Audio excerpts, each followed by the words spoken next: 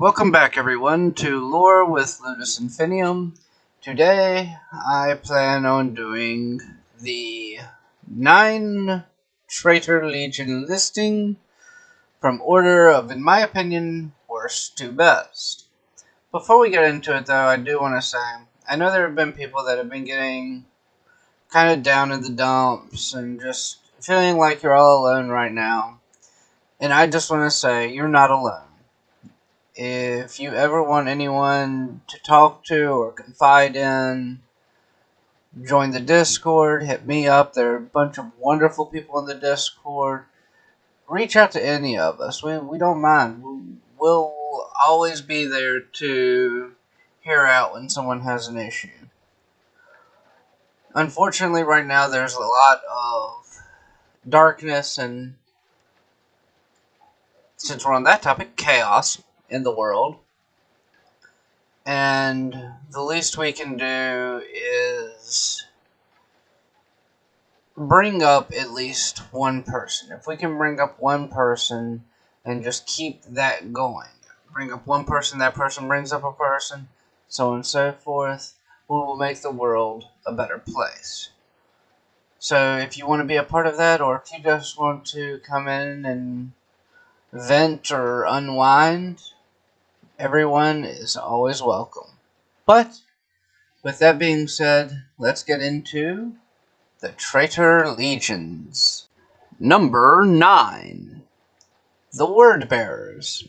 I'm almost positive this doesn't surprise anyone. But, like always, I try at least say something nice about them and then go into my list of criticisms. So I actually did find something that I do like about the Word Bearers. When they were still the Imperial Heralds, they would send a herald to whoever they were attacking, and essentially they would say, surrender and be compliant, or die. Now, they did lose heralds this way, but I think this was actually pretty badass. It was really kind of cool. So, I really like that bit of their lore. I'm not gonna lie. Now, let's criticize the Word Bearers, and there's going to be a lot of low-hanging fruit here. So, this is going to be quite a few legions I bitch about this, but there are Traitor Legions that would have actually been better off without their Primarch. And Lorgar is definitely one of those cases. The whole of the Imperium would have been better off if he would have just stayed lost or died. And his Legion definitely would have been at the forefront of that list of people that would have been better off. And also, on Cultus, we have Corpharon and Erebus, the two sneaky assholes who I can honestly say are kind of responsible for the Horus Heresy. They corrupted Lorgar, they corrupted Horus, they corrupted the Wordbearers Legion. It does kind of start with them. So, yeah, fuck them. Fuck them hard. And now, I just listed off 3 important characters for the Word Bearers, those being Lorgar, Corpharon, and Erebus. Well, my next criticism is, outside of named characters, there's not that much really to talk about going into the Horus Heresy. I mean, there's a couple of things eventually. You got the Battle of Calth, which was kind of cool, and the Shadow Crusade, but that's kind of it. And I won't include Istvan 5, because when it comes to Istvan 5, that's literally all except for the Thousand Suns. So that's not really a piece of necessarily Wordbearers lore, as would be Calth or the Shadow Crusade. Even the Shadow Crusade is a joint attack with the Wordbearers and the World Eaters, but I'd be quicker to include that than Istvan 5. So, now, my next criticism is having to go back to the creation of the Legion. Now, every creation has, we'll call it a quirk. The quirk for the Wordbearers is they seem like they almost needed something to worship or to have faith in or to follow. I don't really know a good word for it. they had to be subservient to something. When they were the Imperial Heralds, it was the Emperor. After they found Lorgar and became the Word Bearers, they became subservient to Lorgar. After the Chaos Gods, they became subservient to the Chaos Gods. Sometimes even skipping the whole Lorgar and the what would end up becoming the Dark Council. So yeah, it's just one of those things where it's like there were some cool flaws. With the Thousand Sons, there was their arrogance. With the Emperor's Children, there was their need for perfection. This one could have been cool, but it was done kind of poorly, in my opinion. And then my last complaint about the Word Bearers, and I kind of said this one already, so I'll hit it kind of briefly. The Legion split itself in half quite often, if not even more than half. When Lorgar came in and got corrupted, the ones that were loyal to Lorgar went around secretly killing those that were loyal to the Emperor.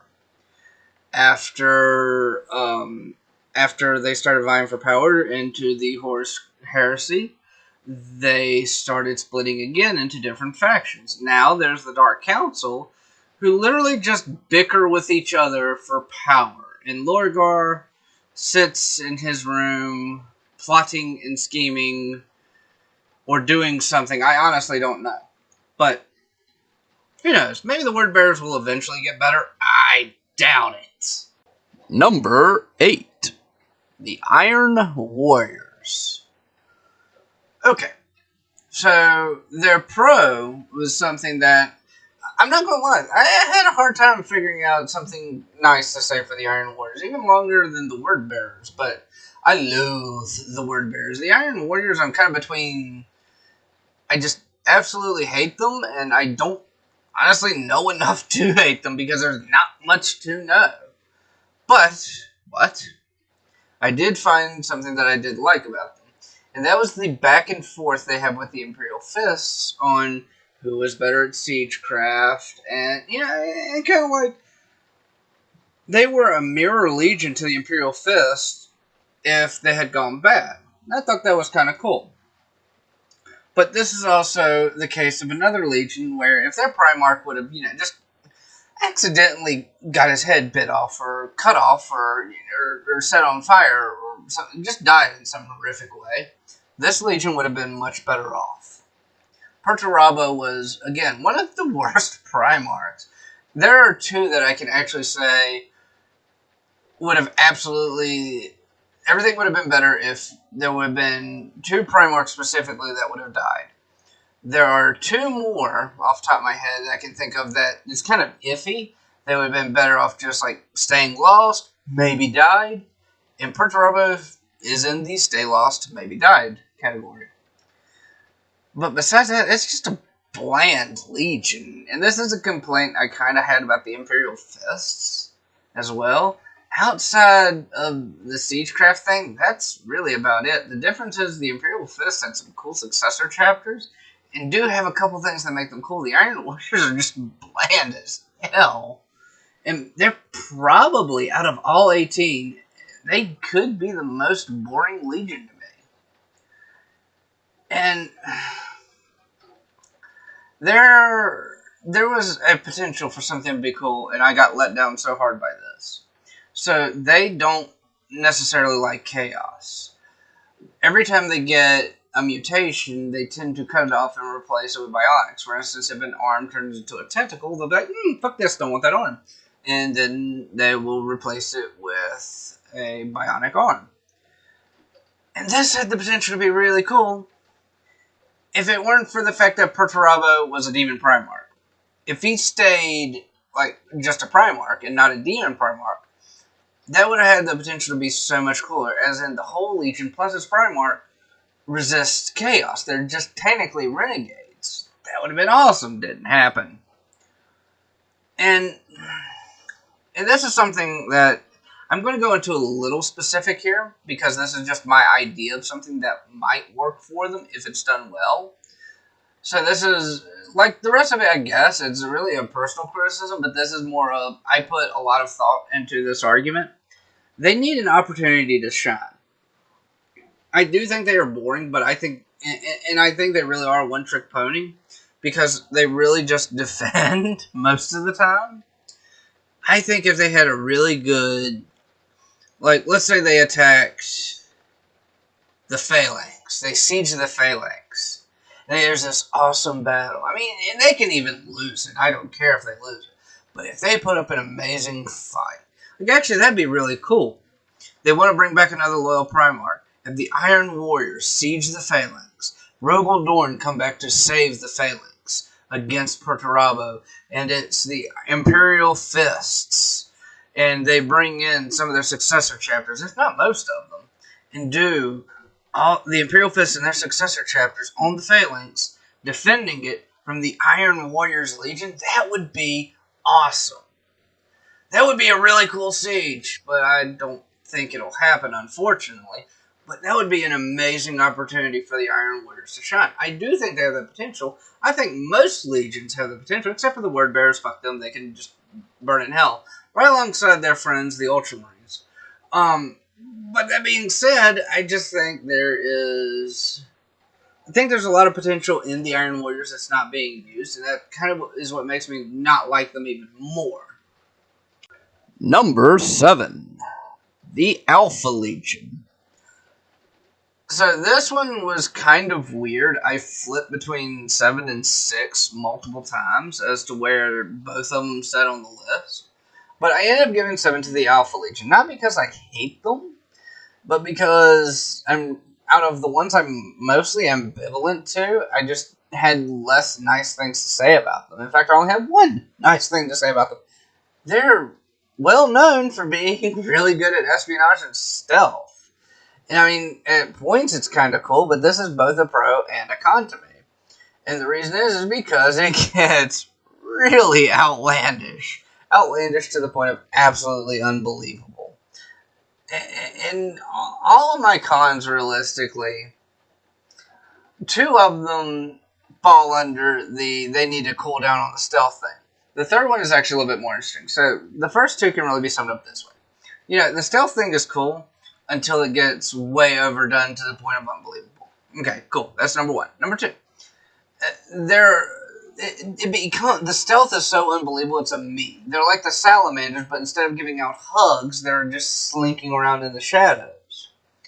But here's the thing, I think, like the Iron Warriors. I think if they got some TLC, and they got a little bit more spotlight time, and it didn't have to do with just outright stealth or the autistic I am Alfarius thing, they could really shine. They have really good potential. I mean, they could be like a Traitor Raven Guard.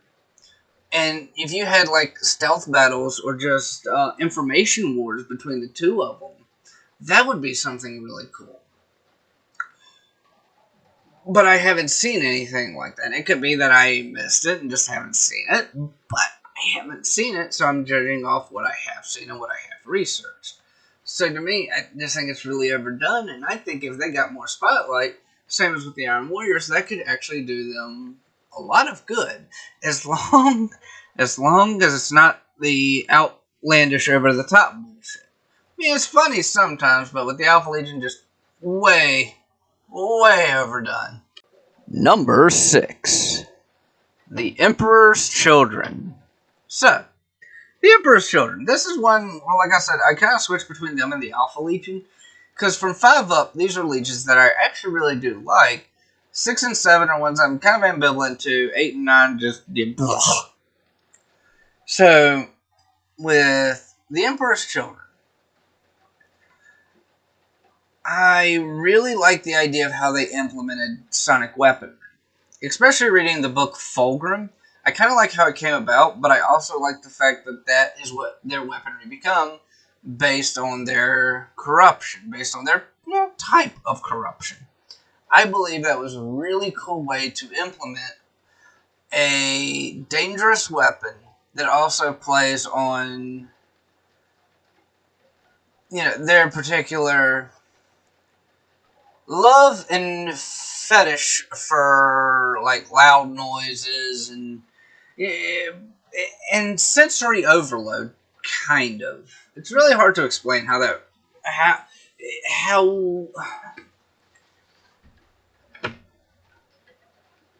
it's like sensory overload, but it's not. But it's like the more it plays on the senses, the quote unquote happier they are. So the sonic weapons were a really cool way to play into that, and I think that was really well done. And something else I like, and this is more in the 30k era, is they were actually a pretty noble legion until they kind of lost their minds. And I think this happened around Lair. Once they started getting corrupted, that just kind of went out the window. Before then, they were actually pretty damn noble. To the point where, actually, no, even after the Lair planet, there was instances of them being loyal. For instance, Fulgrim not being a dick and destroying the Eldar Maiden Worlds because they were beautiful.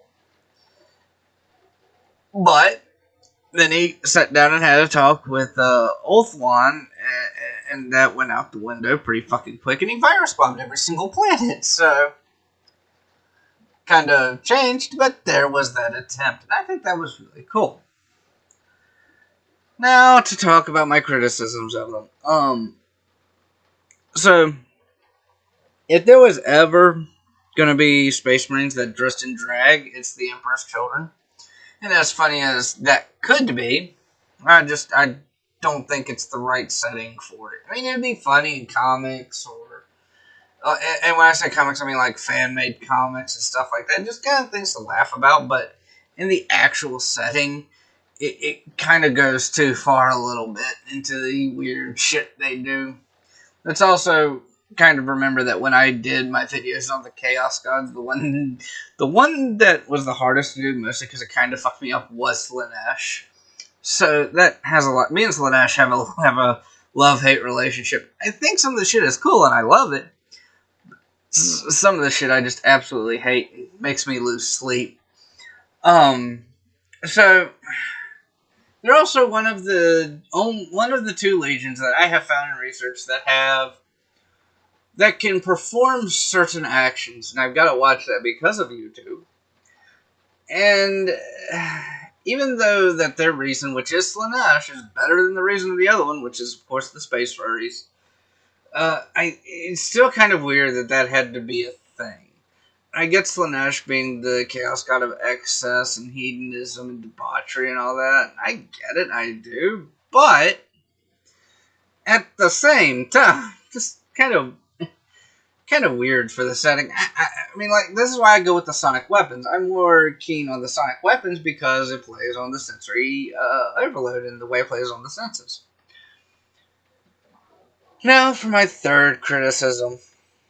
And this is not just one. After multiple Emperor's Children Legionnaires saw what Fabius Bile was doing, they just essentially went, that's weird.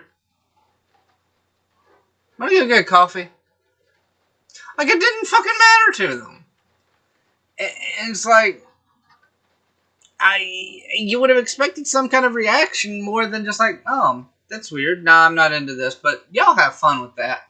It's like, come on, guys, help me out here. Number 5. The actually beginning of the ones that I really do like. The Death Guard. Okay. So out of all the Specialist Marines for the Traitor Legions, you're looking at like the Rubrics and Sorcerers for the Thousand Sons. You're looking at the Berserkers for the World Leaders. You're looking at the Noise Marines for the Emperor's Children. But the Plague Marines for the Death Guard hold a special place in my heart. I love them. I absolutely do love them. They are the stinky, cheerful little assholes that corrupt everything around them, and I love it. I do. I also, and this goes more on a Nurgle thing than necessarily a Death Guard thing, but it is Death Guard too because they fell to Nurgle specifically, is they're always in a good mood about it. I love that that's one of the traits of Nurgle followers, and that they're so jovial. It's adorable. And that would probably be the only time you ever hear someone talking about Plague Marines and have the world adorable in the sentence. Anyway, but and when I say that I love them, and the reason I love them also, in addition to the fact that they're just adorable, they're adorable. You squeeze the cheeks and then they fall off, and it's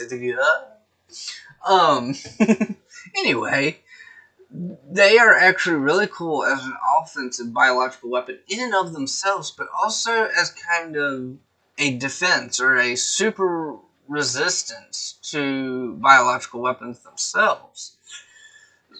So it's kind of a cool trait, and it's done really well with them. And I also enjoyed their really kind of headstrong, attritional style of fighting. Even back from 30K, they had the same style. It's just like, there's a wall, we will throw men at it until that wall falls down. But what if we run out of men? We will throw men at it until it falls down. Okay. So, yeah. I kind of like it. I like that stubbornness. Now the negatives. The second Primarch that I am really in the should have stayed lost or maybe died section, Mortarion. This legion was literally ripped in half because of Mortarion. And it was ripped in half on whether they were born on Terra or Barbarous. And really this is my two negatives put in the same one, because I think the fact that they were split in half on those lines, I don't think it was done really well at all. But I also believe that was also because of their Primarch, and I think again, had he just stayed lost or accidentally died or flew into a star, something like that, Dusk Raiders would have been better off. But what do I know? Number 4, the World Eaters. So, I know of at least one example of this, and I'm pretty sure I saw a couple more. There have been examples of world leaders, quote unquote, dying, like not breathing, and then just get back up because of Khorne. Because Khorne is a thing, and Khorne likes what they do. They are good boys to Khorne. And it's just, I think that's just absolutely cool. I really do. I think it's funny. And on that note, the one specific instance that I know of, 100% for sure, and it happened to them twice, is Karn the Betrayer. And I don't care what anyone says, and this is the one time I'm going to make this exception. Karn is my favorite character in 40K, and he will carry this whole fucking legion. Now, granted, he only carried it to spot number 4, but if it wouldn't have been for Karn, they probably would have been below the Death Guard, maybe the Emperor's Children. And again, this is more of a Karn thing, but I have seen other instances of this. I love the storytelling of where you see World Eaters fighting against the Butcher's Nails and just eventually give into it. Like, some eventually give into it, some don't really live that long to give into them. But I like that because it's showing them fighting.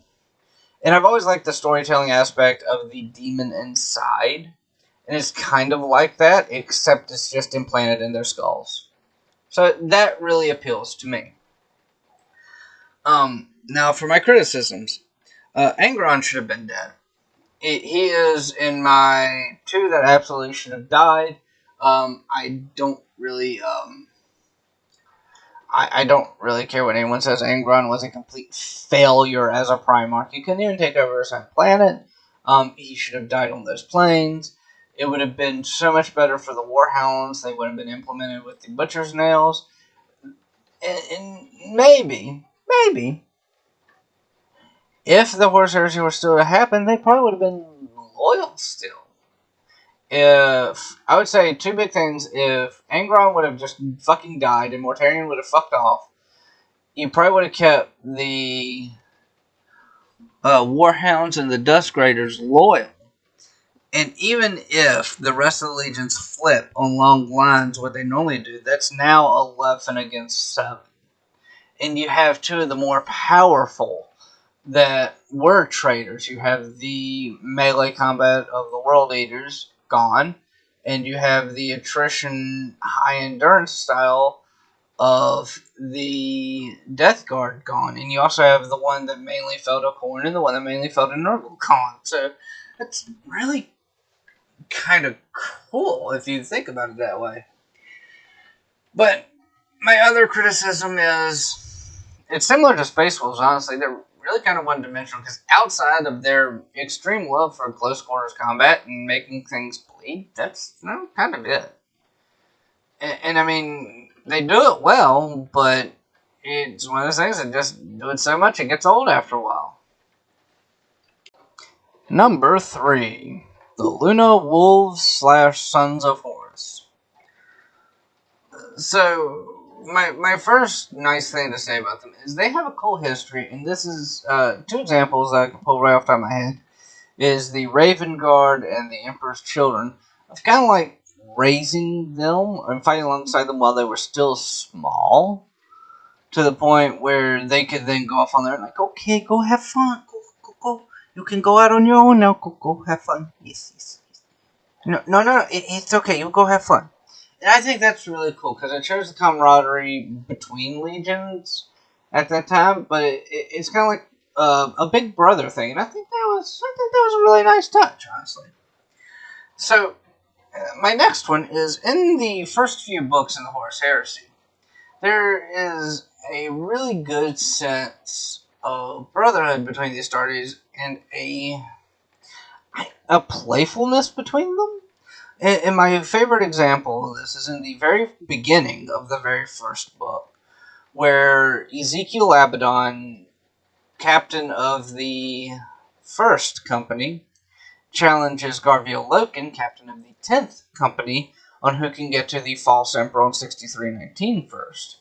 I think it's just a really nice touch, and it's done well. And I also, this one's going to be really weird for me to word because I don't know how to put it into words, but they do a really interesting take on Legion organizations outside of traditional Legion rank.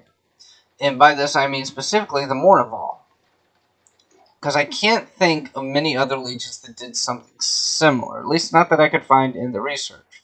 I know in the book, Rogaldorn talks about Sigismund, and there's one other captain that are kind of like his confidants. So I'm sure it's happened, but it's really focused on the Mournival in at least the first book and a half, 2 books. And it's really kind of interesting. Now to talk about my criticisms.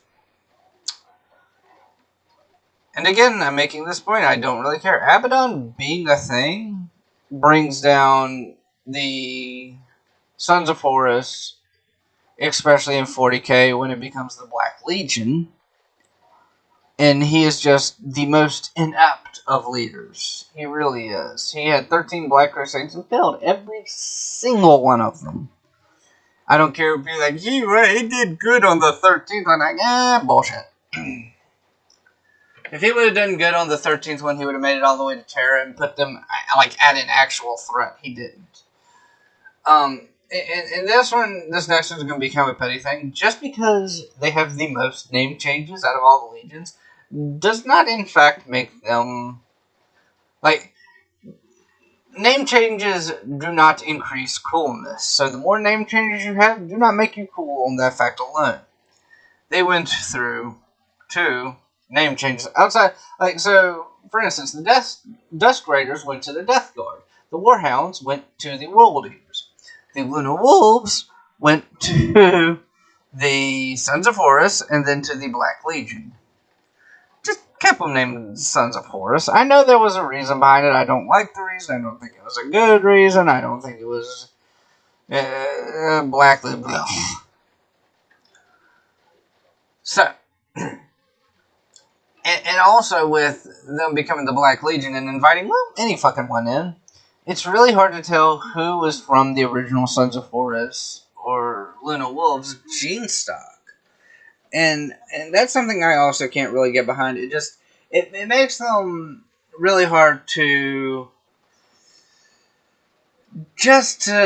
kind of to be able to say I like that Legion, because now you don't know who's from that Legion anymore. Number 2, the Night Lords.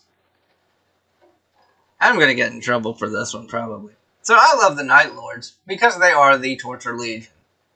Benefits of being a sadomasochist? No, I like that shit.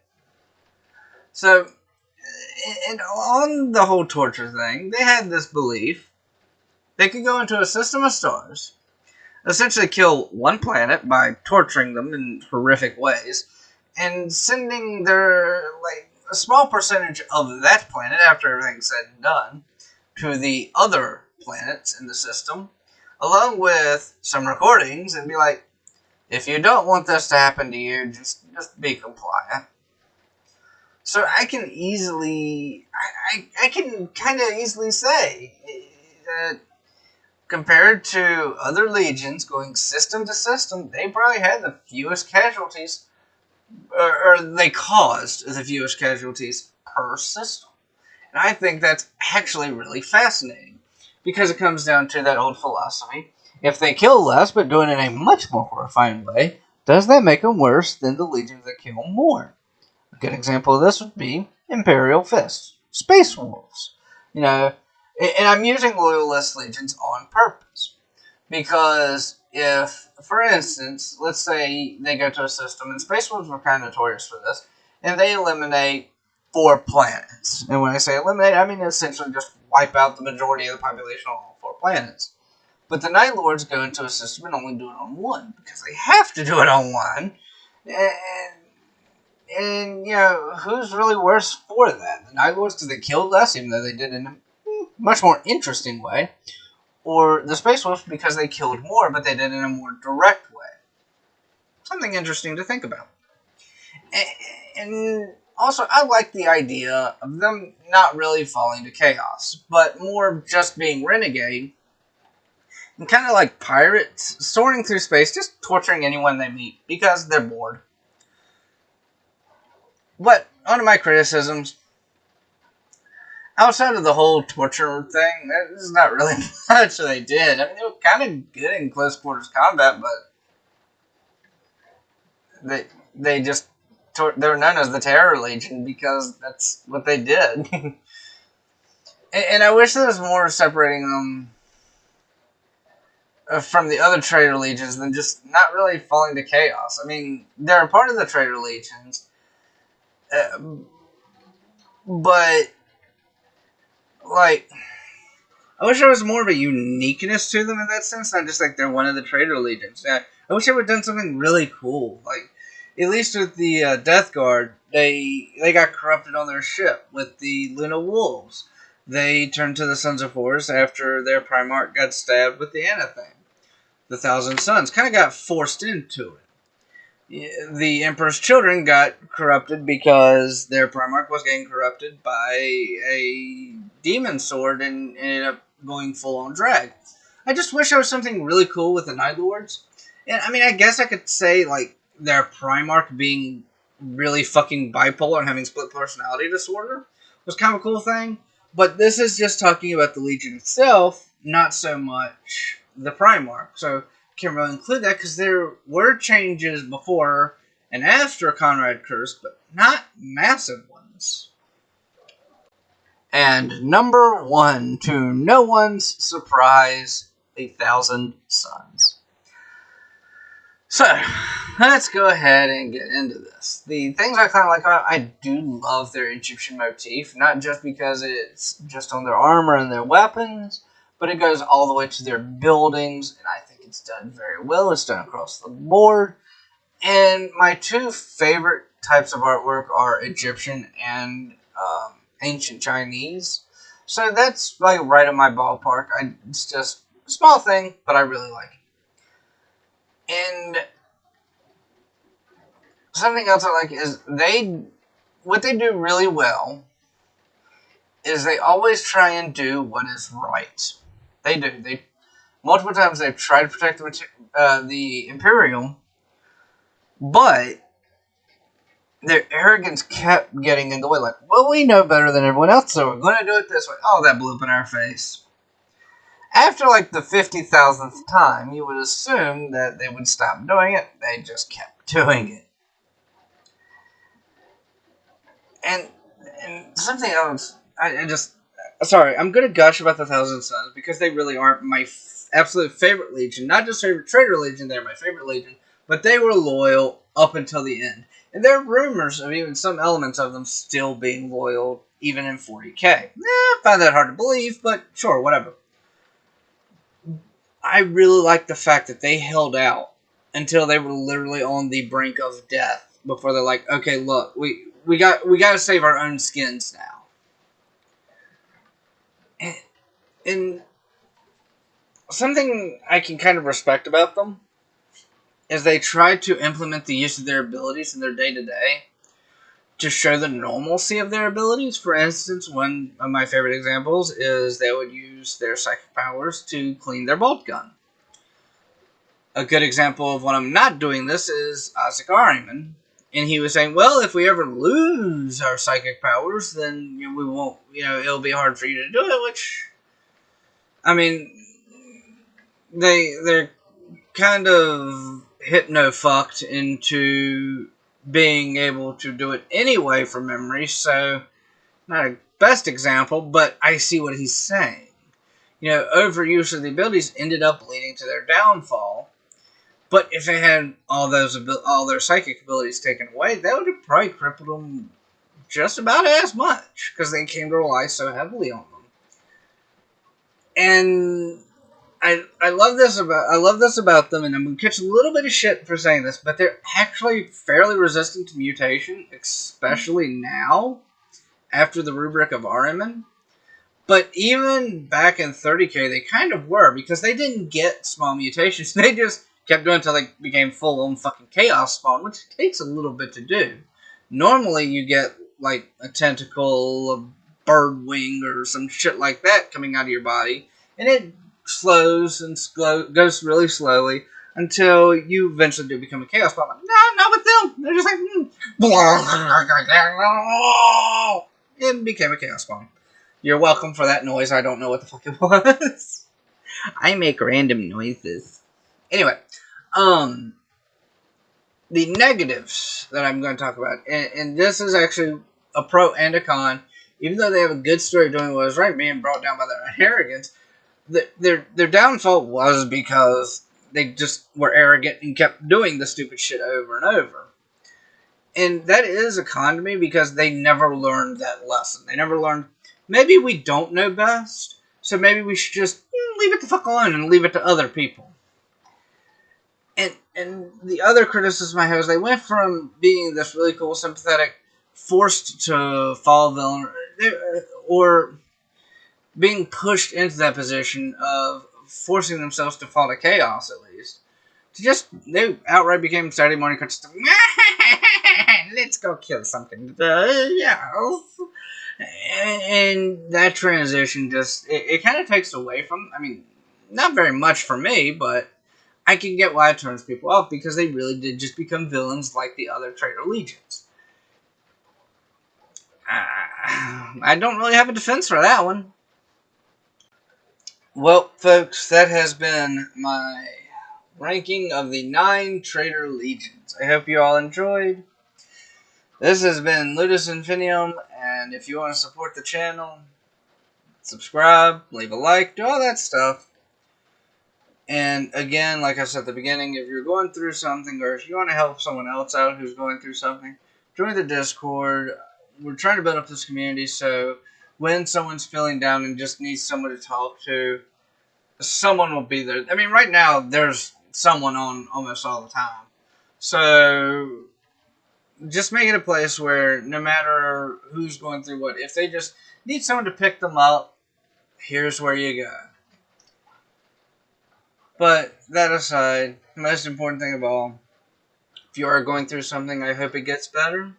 I hope everyone has a wonderful day.